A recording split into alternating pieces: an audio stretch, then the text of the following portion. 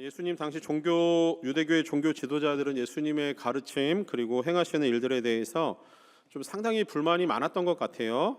그래서 예수님을 어떻게 하면은 걸고 넘어질까에 대해서 끊임없이 고민하면서 그들의 여러 가지 작전, 나쁜 계획들을 세우게 되는데, 그러던 중에 예수님이 거의 사역하시던 곳은 갈릴리 주변 게네사렛 호수라든가 갈릴리 같은 명칭이지만 하여튼 그 시골 동네였거든요.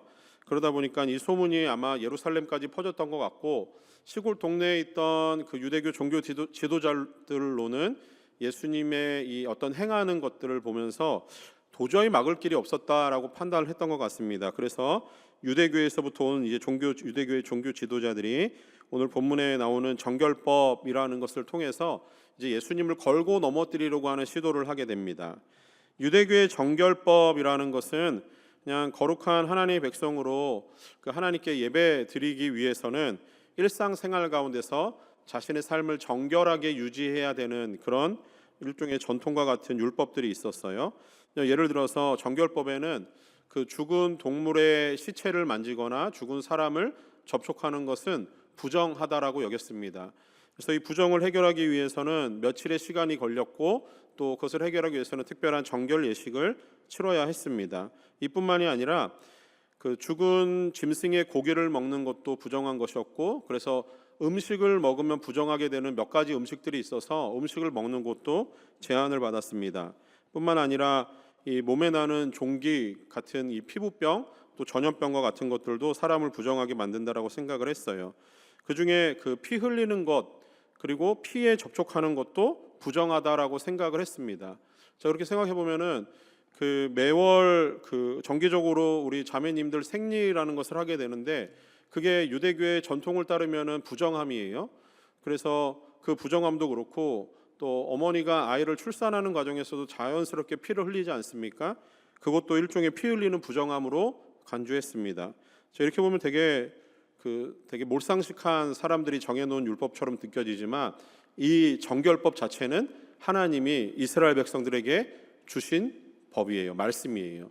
하나님이 이 말씀을 주신 것은 두 가지 측면에서 이스라엘 백성들을 보호하려고 하는 의도가 있었습니다. 하나는 뭐냐면요, 이 정결법을 통해서 사회적으로 이스라엘 백성들이 정결함 가운데 하나님 백성됨을 하나님이 유지하고 싶으셨던 거예요. 어떤 의미냐면은 피부병이나 전염병과 같은 것들이 이렇게 돌기 시작하면은, 사람들이 그 전염병에 의해서 감염되기 시작하면은 사회가 정말 어려워지지 않았겠습니까?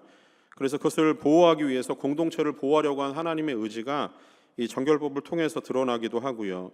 또 출산과 같은 경우에 피 흘리는 임산부가 부정하다라고 하는 것, 그리고 피 흘림에서 나온 아이가 부정하다라고 이렇게 했던 정결법, 그것 자체는 따지고 보면은 출산한 여인과 아이가 태어났을 때 그가 육체적으로 굉장히 면역력이 떨어져 있기 때문에 사람들과 격리하는 측면에서 그 사람을 접촉하지 않게 하는 것이 가장 바람직하기 때문에 하나님이 이런 정결법을 주셨다라고 생각이 들어요. 이게 사회적인 방향이었고요. 또 하나, 하나님이 정결법을 주신 종교적인 방향이 있어요. 하나님과의 관계 때문에 그렇습니다. 아시다시피 하나님은 예배 받으시기를 참 좋아하시는 분이세요. 그러다 보니까 하나님께 예배하기 위해서는 마음에 이제 정결함이 필요한 것이었는데, 이유는 하나님이 거룩의 본질이시기 때문에 그렇습니다. 그래서 거룩하신 하나님을 뵙기 위해서는 사람이 이미 거룩하신 하나님을 보기 전부터 마음의 준비가 필요했던 거예요. 삶의 준비도 필요했고요. 그래서 부정한 것을 틈타지 못하도록 하는 그것들이 좀 필요했습니다. 이게 이제 하나님이 정결법을 주신 이유인데, 정결법까지는 아니지만 일종의 우리 삶에 있어서도 약간 이 정결법과 비슷한 일들을 우리는 수시로 하고 있어요. 어떤 거냐면은 여러분, 중요한 면접이 있다라고 생각이 들면 면접하기 전에 자리에 가기 전에 어떻게 합니까? 자고 일어나자마자 그냥 가요? 아니죠. 일종의 정결법을 하는 거예요. 머리도 좀 감고 샤워도 좀 하고 또 치카도 한번 하고, 그리고 몸에 좋은 냄새도 좀 내고, 그리고 그냥 나가면 안 되죠. 면접에 필요한 갖추어진 옷을 입을 거 아닙니까? 그리고 면접을 하러 가요. 이게 면접 자리뿐만이 아니라 소개팅하는 자리, 그 자리에도 그냥 막 대충 갑니까? 대충 가요? 그렇죠. 대충 가면 안 돼요. 뭔가 좀 이렇게 잘 차려입고 꾸미고 가야죠. 그죠? 이게 일종의 정결법이 우리 삶에도 자연스럽게 묻어 있는 거예요. 한편으로 생각해 보면은 이 정결법이라고 하는 거는 어떻게 보면은 이미 우리 안에 우리가 약간 부정하고 더럽다라고 하는 전제를 조금은 인정을 하고 있기 때문에 다른 사람에게 보여지는 이미지적인 것들로 우리를 좀 꾸미려고 하는 것들이 있는 것 같습니다. 그래서 괜찮아요. 정결법이 나쁘다라고 말씀드리는 건 아니에요. 영적으로나 도덕적으로나 이 완벽하고 거룩하신 하나님 앞에 서기 위해서는 자신의 불결함을 깨닫는 건 너무 중요한 거예요. 자신이 부정하다라고 느끼는 것 굉장히 중요해요. 그리고 그 속에서 하나님 앞에 정결하게 드리기 위해서 하나님의 말씀이 제시하시는 방향을 따라 내 모습과 내 이 외형적인 것들, 삶을 하나하나 되짚어 나가는 것은 굉장히 중요한 일 중에 하나였습니다. 왜냐하면은 이 자연적인 인간의 본성을 가만히 두어버리면은 인간은 자연스럽게 부정함을 건드릴 수 있는 여지가 많아요. 이유는 인간의 본성이 타락했기 때문에 그래요. 타락한 본성대로 살아가는 인간이 어떻게 감히 그의 삶의 정결함을 유지하지 않고 준비된 마음으로 하나님 앞에 나오지 않고 어떻게 거룩하신 하나님을 그 일반적이고 자연적인 상태에서 볼 수 있겠습니까? 불가능한 거예요. 그래서 하나님이 정결법을 주시면서 이 최소한의 정결을 유지하고 하나님 앞에 나올 수 있도록 하나님이 길을 열어주신 거였거든요. 자, 그래서 유대교의 종교 지도자들 역시 하나님이신 이 정결법을 지키고 그것들로 사람들을 가르치는 그런 일들을 했습니다. 그런데 문제는 유대교의 종교 지도자들은 이 정결법에 담겨 있는 하나님의 의도, 하나님의 마음, 그것들은 다 관심이 없어요. 다 놓쳐버렸어요. 그리고 오히려 정결법이라고 하는 것으로 그들은 자신들이 남들에게 보여주기 위해서 나는 이렇게 정결한 사람이야, 나는 너희들과 달라, 구별되었어 라고 하는 걸 보여주기 위해서 자기 과시용으로 이 정결법을 사용하고 있었다라고 하는 겁니다. 뿐만 아니라 자신들이 정결법을 유지하기 위해서 종교적으로 얼마나 열심으로 행동을 하고 있었는지를 사람들에게 보여주기 위해서, 다른 사람들보다 우월한 종교심을 가지고 있는 걸 보여주기 위해서 이 정결법을 활용하고 있었다라고 하는 거예요. 심지어 이 정결법을 통해서 나의 정결함을 다른 사람의 정결함과 비교하며 정결하지 않은 그 사람을 어떤 판단의 잣대로 이 정결법을 사용하고 있는 모습이었습니다. 자, 이런 모습을 예수님이 마주하신 거예요. 그러면서 예수님이 이 정결법에 대해서 그리고 이 오늘 본문의 말씀을 통해서 우리에게 중요한 이야기들을 던져주십니다. 오늘 함께 나눌 말씀의 제목을 한번 보십시오. 제목이 모든 걸 다 말씀을 담고 있는데 종교심을 버리고 예수님과 사랑하자라고 하는 이야기예요. 자, 나눠드린 주보를 보시면은 두 가지의 큰 대지로 나눠져 있습니다. 첫 번째, 자, 하나님의 말씀과 상관없이 자기 중심적인 신앙에 빠진 종교인들, 바리새인들을 이야기합니다.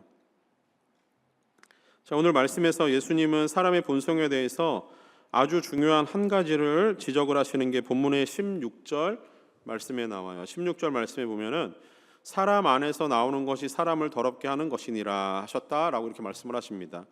제자들이 이 말이 무엇인지 잘 이해하지 못했어요, 처음에.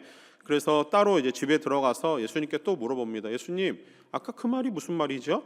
그때 예수님이 본문의 20절에서 23절 말씀에서 이게 어떤 의미인지 좀 더 자세하게 말씀해 주세요.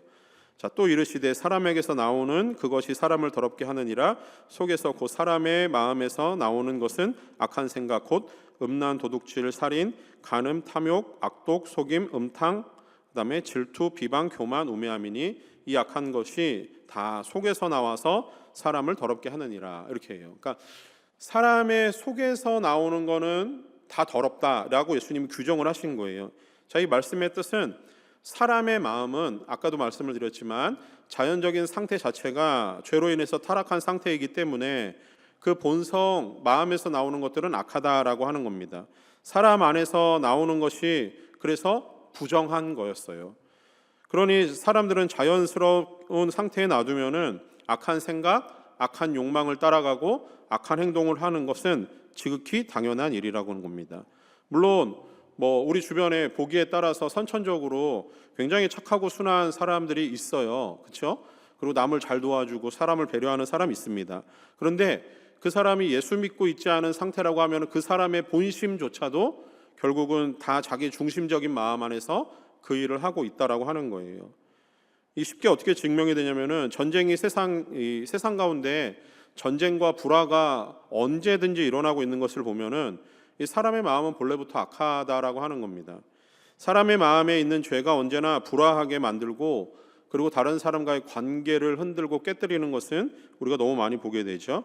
이런 마음의 상태이기 때문에 하나님은 정결법을 통해서 하나님을 예배할 수 있는 상태로 준비하라고 하셨던 거예요. 그런데 바리새인들은 정결법을 주신 하나님의 마음과 그 법에 담긴 정신들은 모조리 다 자기 중심적인 행동들로 바꾸어 놓고 그것을 지키는 일에만 집중하고 있었다라고 하는 겁니다. 그래서 예수님의 제자들이 손을 씻지 않고 밥을 먹는 행동을 했을 때 그들은 정결법을 어겼다라고 하면서 예수님의 제자들을 걸고 넘어지기 시작한 겁니다. 이에 예수님은 바리새인들을 향해서 정결하지 못한 손이 문제가 아니라 정결하지 않은 마음이 문제다라고 하시는 거예요. 그러면서 정결법의 정신을 다시 한번 그들에게 되새기는 예수님의 방법을 사용하시는 거죠.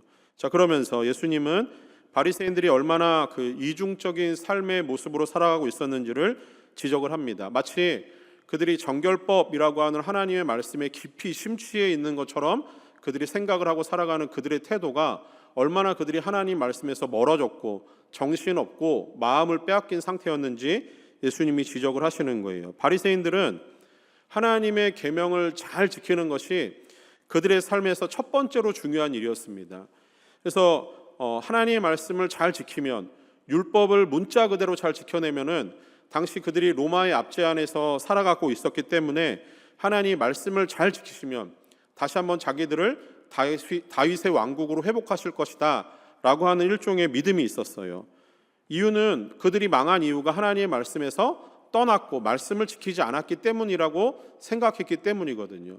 그러니 하나님의 말씀을 문자 그대로 지켜야 된다라고 그들이 생각을 하면서 하나님이 주신 말씀 외에 그 외에 지켜야 할 생활 율법들을 무지하게 많이 만들어 놓은 상태였습니다.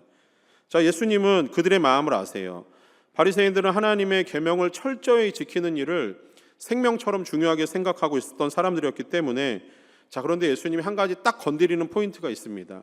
오늘 본문의 10절 말씀에 모세는 내 부모를 공경하라 하고 또 아버지나 어머니를 모욕하는 자는 죽임을 당하리라 하였거늘. 자, 10계명의 다섯 번째 계명이죠. 이게 출애굽기 21장 17절 말씀을 인용하시면서 바리새인들은 이 말씀을 들으면 이 말씀에 담겨있는 의미가 무엇인지를 너무 잘 알아요. 그리고 이 말씀을 실제로 삶에서 실천해야만 된다라고 생각을 하고 있었을 겁니다. 왜냐하면 하나님의 말씀은 문자 그대로 실행을 해야 되기 때문에. 그러면은 이 문자 그대로 보면 뭐예요?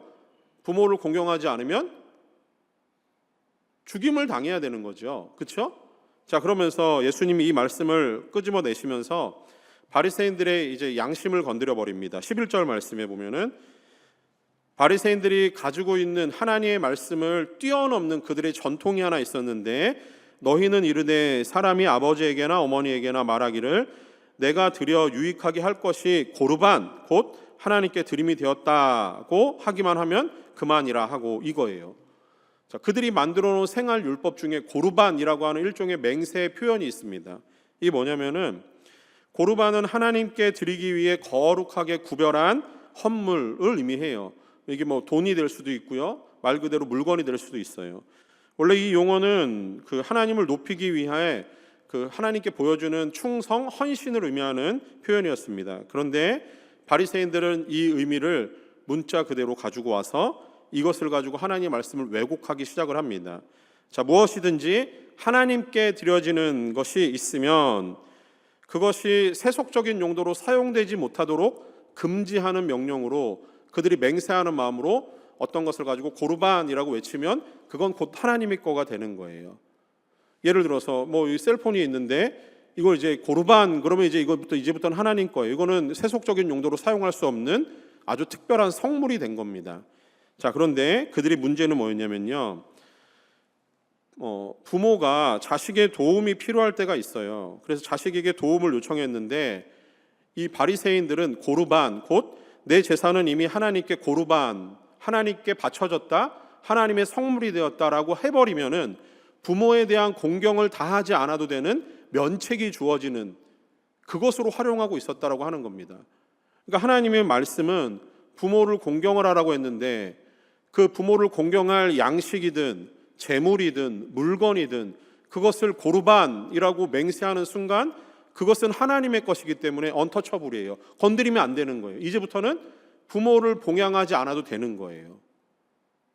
자, 이런 율법을 그들이 만들어 놓은 거예요. 결과적으로 그들은 부모에 대한 어떤 공양, 보양의 책무를 면제하기 위해서, 벗어나기 위해서 이 고르반을 사용하고 있었다고 하는 겁니다. 그러면서 악용하면서 부모에 대한 그 어떤 하나님의 말씀 자체를 완전히 왜곡해버리는 그런 일들이 그들 안에 있었다고 하는 거예요. 결과적으로 부모를 제대로 모시지 않는 불효자이자 사람과 하나님의 눈을 동시에 속이는 범죄자와 같은 짓을 이 바리새인들이 하고 있었다고 하는 거죠.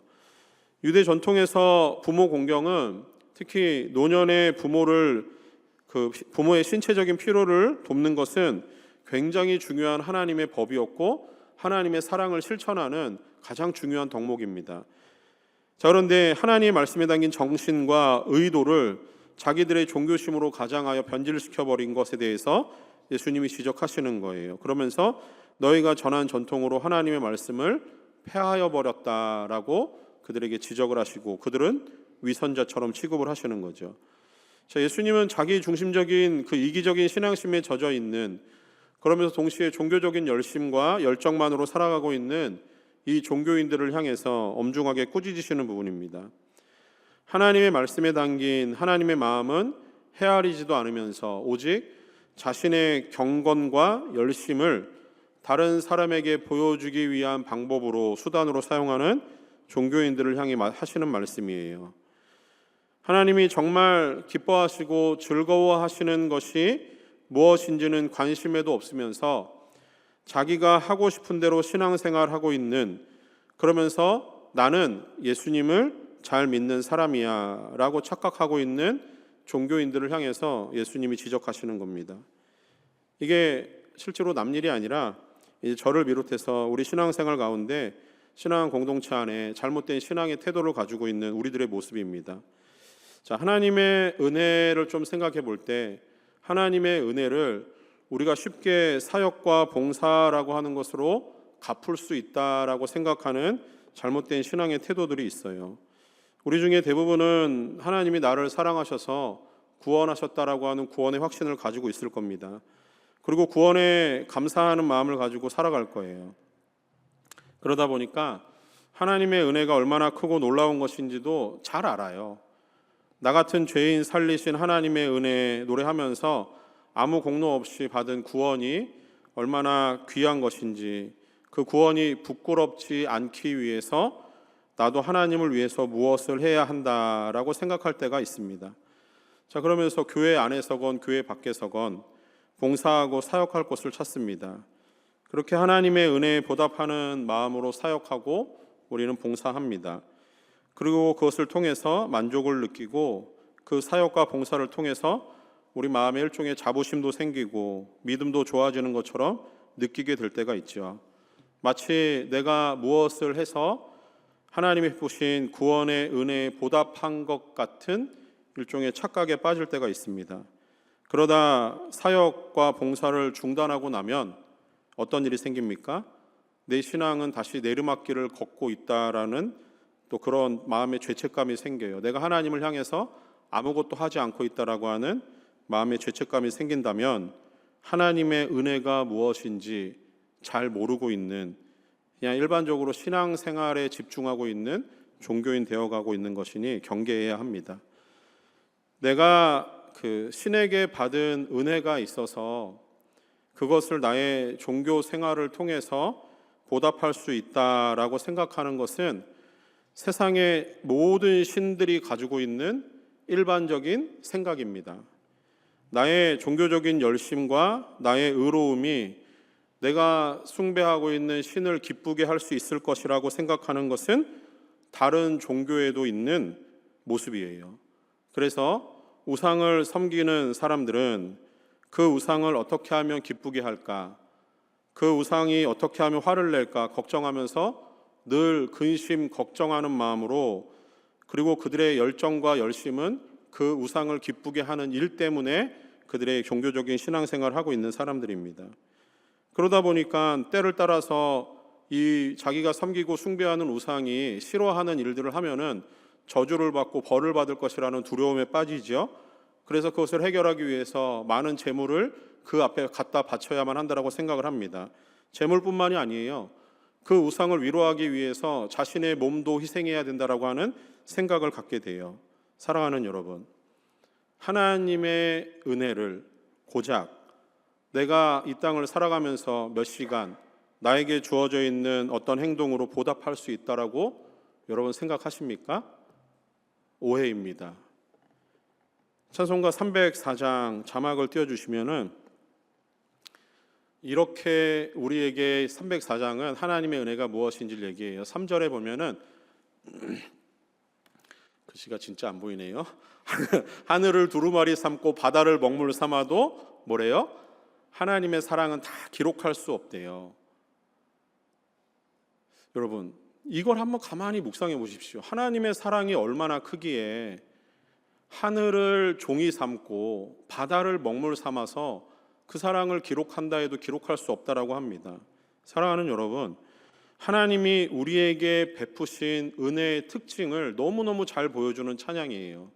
하나님이 우리에게 베푸신 은혜의 특징은 보답 불가능한 은혜입니다. 내가 하나님이 나를 구원하신 이 상태 자체가 보답이 불가능해요. 나의 행위, 나의 시간을 들이고 헌신하고 봉사하는 것으로 하나님의 은혜를 갚을 수 있다, 그분이 즐거워하실 것이다라고 하는 착각은 거두셔야 됩니다. 하나님의 은혜를 한번 생각해 보십시오. 우리는 원래 죄로 인해서 구제가 불가능한 상태에 있었습니다. 구원받을 자격과 공로가 전혀 없었습니다. 그러나 하나님은 이런 무능한 자들을 찾아오셔서 하나님의 전적인 능력과 주권으로 우리를 구원하셨어요. 그래서 구원은 하나님의 선물입니다. 그래서 우리의 어떤 노력과 헌신으로도 보답할 길이 없는 것이 하나님의 은혜예요. 이 은혜를 깊이 묵상해 보면 구원받은 이후에 내가 무엇을 할 수 있을까 생각해 보지만 여전히 하나님의 은혜로만 살아가고 있다라고 하는 상태이기 때문에 갚을 길이 없다라는 것은 더더욱 우리에게 큰 그 마음으로 다가올 수밖에 없어요. 그래서 우리가 취할 수 있는 하나님을 향한 유일한 우리의 태도는 감사와 순종밖에 없습니다. 저는 교회 사역 23년째 하고 있어요. 교회에서 줄곧 사역을 하다 보니까 저는 이런 착각에 빠질 때가 정말 많더라고요. 특히나 이 사역하다 보면은 이 수많은 눈이 다 저에게 쏠려 있지 않습니까? 이 설교하는 자리가 정말 그래요. 제 안에 있는 초라하고 모자란 부분들 있음을 잘 알아요. 나 같은 사람에게 설교할 수 있는 은혜를 주신 하나님을 생각하면 참 감사가 됩니다. 그래서 제 마음에 설교 사역을 통해서 하나님의 말씀을 나눈다라고 하는 마음도 있고요. 또 저에게 주신 은혜를 나눈다라고 하는 마음으로 설교를 준비하면서 여러분과 이런 말씀을 나누고 있는 거예요. 근데 때로는 설교를 준비하면서 하나님이 정말 감당할 수 없을 것 같은 큰 은혜를 주실 때가 많아요. 그 은혜를 주실 때 너무너무 감사한데 한편으로 어떤 마음이 드냐면 와, 이 놀라운 은혜를 내가 받았는데 이번 주 설교 이 은혜를 함께 나누면 정말 은혜가 되겠다. 내가 또 한번 이 설교를 통해서 우리 청년들에게 듣는 성도에게 은혜를 끼치겠구나 라고 하는 생각이 들 때가 있습니다.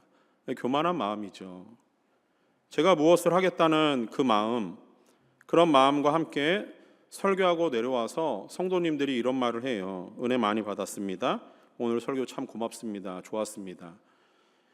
이런 말을 들을 때면은 하나님도 이런 나를 통해서 일하시는구나 라는 착각에 빠질 때가 있습니다. 내가 무엇을 잘했기 때문에 오늘 하나님한테 나는 좀 인정을 받은 것 같아, 하나님께 사랑을 받는 사람이 된 것 같아 라는 마음이 들 때가 너무 많아요. 이게 제가 가지고 있는 목사로서의 종교심 아니겠습니까? 이 착각이에요. 내가 무엇을 잘했기 때문에 하나님이 나를 사랑하신다 라고 하는 착각, 내가 무엇을 해야 되기 때문에 하나님의 은혜에 보답할 수 있을 것이다 라고 하는 착각, 이게 우상을 숭배하는 사람들과 무엇이 다른 마음이겠습니까? 똑같습니다.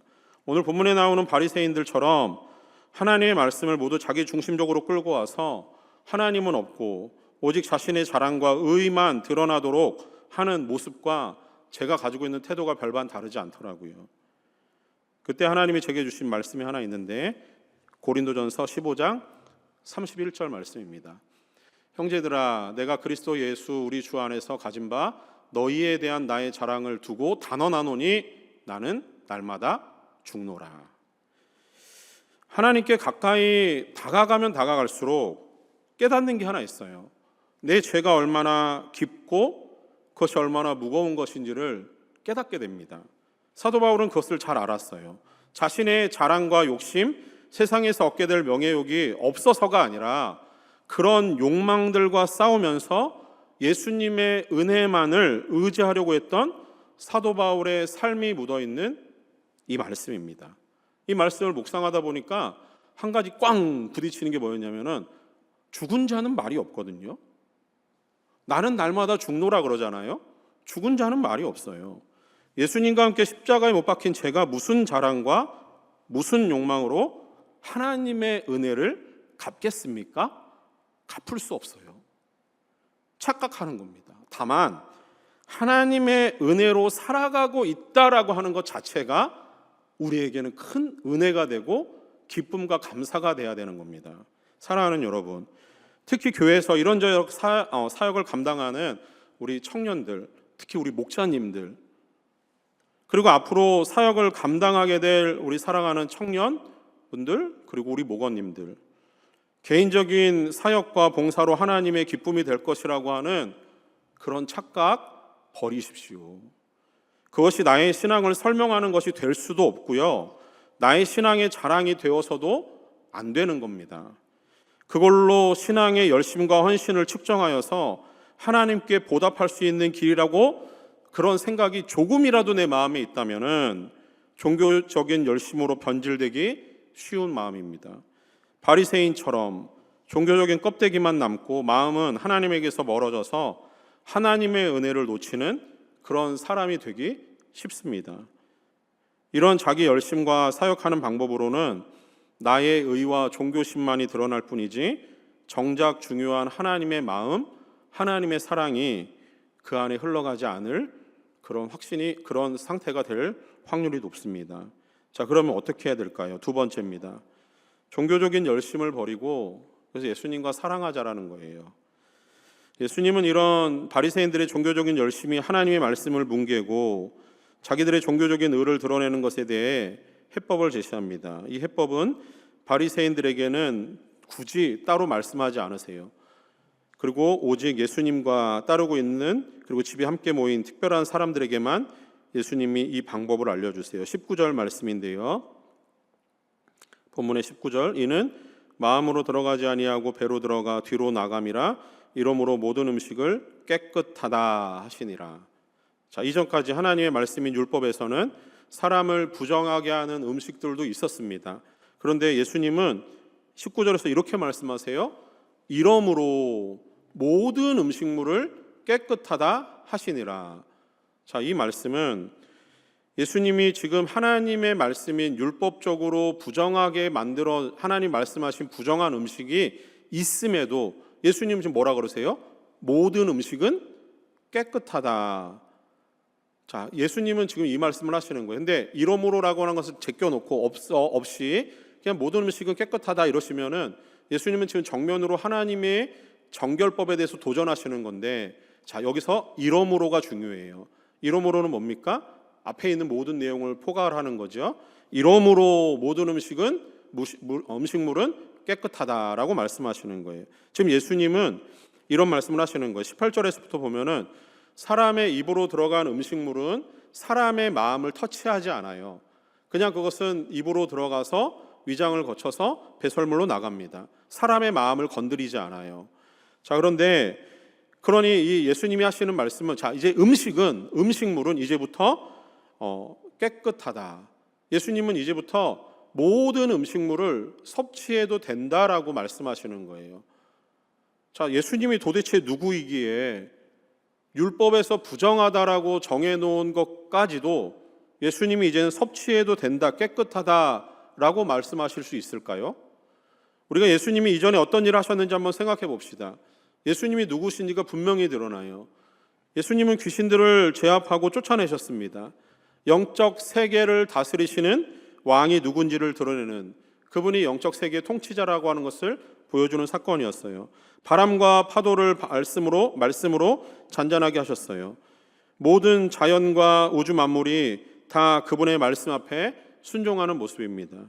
모든 질병과 아픈 것들을 고치시는 예수님은 치유의 왕이십니다.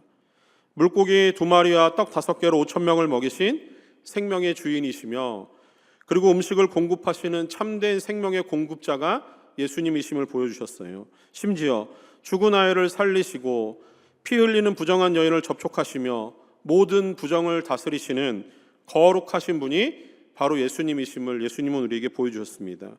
그리고 그분이 지금 제자들 앞에서, 모인 사람들 앞에서 내가 모든 음식을 깨끗하게 만들었다라고 선포하시는 거예요. 이는 과거에 있었던 정결법을 없애자라고 하시는 것이 아니라 이제부터는 새로운 정결법이 있으니 그 법을 따르자라고 예수님이 말씀하시는 거예요. 그래서 예수님은 이전에 있던 율법을 폐하시는 분이 아니라 율법을 완성하시는 분으로 이 땅에 오신 겁니다. 자, 단순한 행동과 음식에 매여서 정작 중요한 하나님의 마음과 영적인 진리를 놓치고 살아가는 사람들에게 새로운 영적인 원리가 무엇인지를 선포하시면서 과거의 정결법을 따르지 않고 이젠 새로운 법을 따라 예수님의 말씀을 따라 살아가자라고 하는 겁니다. 자, 하나님께 드릴 이 정결함을 위해서 예수님은 지금 가장 불결하고 부정한 자리까지 내려가시기를 마음 먹으신 거예요. 여러분, 돼지는 본성이 진흙탕에 뒹구는 것을 좋아한다라고 해요. 그래서 진흙탕을 보면 그 돼지는 참지 못하고 거기 들어가서 몸에 잔뜩 진흙을 묻히고 거기서 뒹굴면서 더럽게 행동을 합니다. 그러니까 그런 돼지를 보면서 너 돼지야, 너무 더럽다 라고 해서 그 돼지 주인이 그 본성대로 행동하고 있는 돼지를 끌어내서 이제 깨끗하게 만들고 싶은 거예요. 돼지에게 물을 뿌려가지고 솔로 착 닦아서 돼지를 깨끗하게 만듭니다. 그리고 돼지에게 다시는 그러면 안 돼, 저건 더러운 물이야, 들어가면 안 돼 라고 하면서 돼지에게 이제 너는 깨끗해졌으니까 예쁜 리본을 달아주고 또 향기로운 냄새가 나야 되니까 온 돼지의 몸에 데오도란트를 발라줍니다. 그리고 멋지고 비싼 천으로 옷을 만들어서 돼지의 몸에 딱 맞는 옷을 입혀줍니다. 그리고 돼지를 풀어줍니다. 자, 돼지는 이제 본성이 달라져서 진흙탕을 보면 피하고 그것이 더럽다라는 것을 알아서 깨끗한 자리로만 다닐까요? 달라진 건 없어요. 돼지에게 달라진 건 본성이 아니라 외형입니다. 돼지는 풀어주는 순간 또다시 진흙탕을 향해서 달려갈 거예요. 그리고 거기서 자기가 좋아하는 본성을 따라 그 진흙을 뒹굴며 깨끗해진 몸을 더럽게 만드는 것은 순식간에 일어나는 일일 겁니다. 돼지의 본성이 그런 거예요. 그것이 죄를 향하는 우리의 본성과도 똑같습니다. 예수님은 음식보다 더 더러운 것은 사람의 마음임을 아셨어요. 예레미야 선지자도 예레미야 17장 9절 말씀에서 이렇게 말씀합니다. 만물보다 거짓되고 심히 부패한 것은 마음이라. 누가 능히 이를 알리오마는 나 여호와는 심장을 살피며 폐부를 시험하고 각각 그의 행위와 그의 행실대로 보응하나니. 이렇게 말씀을 합니다. 예수님은 아세요. 하나님은 보시는 게 마음이십니다. 하나님은 우리의 마음을 살피시고 우리의 마음을 시험하시고 판단하시는 분이심을 예레미야 선지자가 우리에게 선포합니다. 예수님은 그런 사람의 악한 마음을 치유하지 않으면 사람은 부정해서 해결할 수 없기에, 그 부정에서 해결할 수 없기에 예수님은 바리새인들의 행동과 생각이 곧 마음에서부터 나오는 것임을 아시고 이 말씀을 하시는 거예요. 그래서 예수님은 친히 사람의 모든 부정을 뒤집어 쓰기로 예수님은 작정을 하십니다. 예수님은 친히 먼저 사람이 되기로 하셨어요. 가장 연약한 아기의 모습으로 직접 사람의 부정을 뒤집어 쓰셨습니다. 그럼에도 예수님은 죄가 없으신 정결한 분이셨죠. 그러나 예수님은 가장 더러운 십자가를 지시기로 마음먹었어요. 십자가는 이미 하나님이 생각하시는 가장 저주스러운 형벌이었고 온갖 더럽고 추한 인간의 모습이 드러나는 죽음의 현장이었습니다. 그런데 예수님은 그곳으로 가는 것을 마다하지 않으세요. 예수님은 십자가를 지시기 전에 온갖 고난을 다 당하셨습니다. 사람들의 손찌검을 받으셨고요. 그리고 그의 온몸은 사람들이 내뱉은 침으로 범벅이 되었습니다. 사람들은 예수님을 향해 온갖 욕설과 저주를 퍼부으면서 예수님의 주변은 온갖 더러운 불결하고 부정한 것들로 채워졌습니다. 옷은 찢겨지고 두들겨 맞고 채찍에 맞으시며 예수님의 몸은 부정하다라고 하는 피의 범벅이 되셨어요. 심지어 예수님은 치욕스럽게 몸이 드러나는 옷이 완전히 벌겨벗겨진 상태였습니다. 가장 저주스럽고 비참한 장면은 십자가에서 벌어져요. 십자가 위에 오르셨던 예수님은 그 부정한 아들을 하나님도 보시기 싫으셨는지 외면하십니다.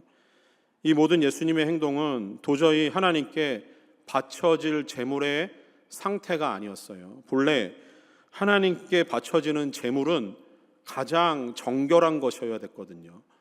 근데 하나님께 바쳐지는 예수님의 모습은 정결함이라고는 찾아볼 수 없는 가장 불결하고 가장 부정한, 그래서 하나님께 바쳐질 제물로는 부적합한 상태였습니다.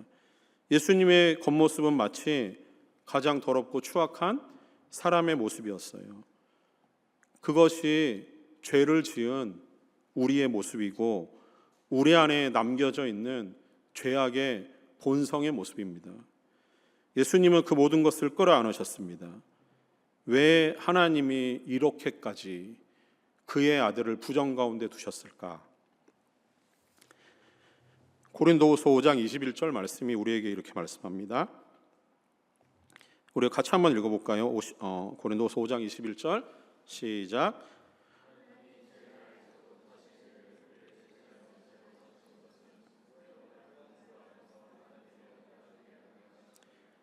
하나님이 이렇게 하신 것은 딱 한 가지 이유예요. 우리로 하여금 그 안에서 하나님의 의가 되게 하시기 위해서. 하나님은 하나밖에 없는 아들에게 우리가 입고 있던 부정한 죄의 옷을 그에게 입히셨습니다. 그리고 예수님은 우리의 모든 부정을 위해서 벌을 당하셨어요. 예수님이 우리를 대신하여 부정한 옷을 입으신 결과로 우리는 깨끗해졌습니다. 심지어 우리가 얼마나 깨끗해졌는지 요한계시록 19장 7절 8절 말씀이 우리에게 이렇게 증언합니다. 우리가 즐거워하고 크게 기뻐하며 그에게 영광을 돌리세. 어린 양의 혼인 기약이 이르렀고 그의 아내가 자신을 준비하였으므로 그에게 빛나는 깨끗한 세마포 옷을 입도록 허락하셨으니 이 세마포 옷은 성도들의 옳은 행실이로다 하더라. 우리가 마침내 입게 될 깨끗한 옷은 세마포 옷이라고 합니다. 우리는 예수님으로 말미암아 죄의 옷을 벗고 깨끗한 세마포 옷을 입은 사람들이에요. 이것은 예수님이 흘리신 피로 인해서 가능해진 일이었습니다. 여기서 그치지 않습니다. 예수님은 우리의 마음이 다시는 부정으로 더럽혀지지 않도록 성령님을 우리에게 보내주셨어요. 그리고 성령님이 우리의 더러운 본성을 따라서 살아가지 않고 생명의 능력을 따라 살아갈 수 있도록 우리에게 의지를 주시고 우리의 삶을 붙들어주고 계십니다. 따라서 예수님의 피만이 우리를 완전한 부정의 상태에서 깨끗하게 하시는 유일한 방법이었던 겁니다. 오직 하나님의 은혜와 능력과 예수님의 보혈을 의지하며 성령해 주시는 그 의지와 마음을 통해서 날마다 예수님과 사랑하는 일에 집중할 때 우리는 부정을 해결할 수 있는 거예요. 종교적인 열심과 열정으로 사역하며 나의 의를 드러내고 그것으로 나를 돋보이게 하고 그것으로 위안을 삼는 그 종교심을 버리고 오직 하나님의 깊으신 은혜를 묵상하며 나의 이기적이고 탐욕스러운 그 더러운 옷을 벗기기 위해 대신 십자가를 지신 그 예수님의 사랑을 기억하고, 아직도 더러운 본성과 욕심이 있는 나의 마음이지만 그것을 싫다고 하지 않으시고 그 안에 들어오셔서 나를 위해서 끊임없이 예수님과 사랑하며 살아갈 수 있도록 도우시는 성령님의 크고 넓은 도움에 힘입어 겸손하게 주님을 예배하고 사랑할 수 있는 우리 믿음의 모든 성도 될 수 있기를 주님의 이름으로 축원합니다.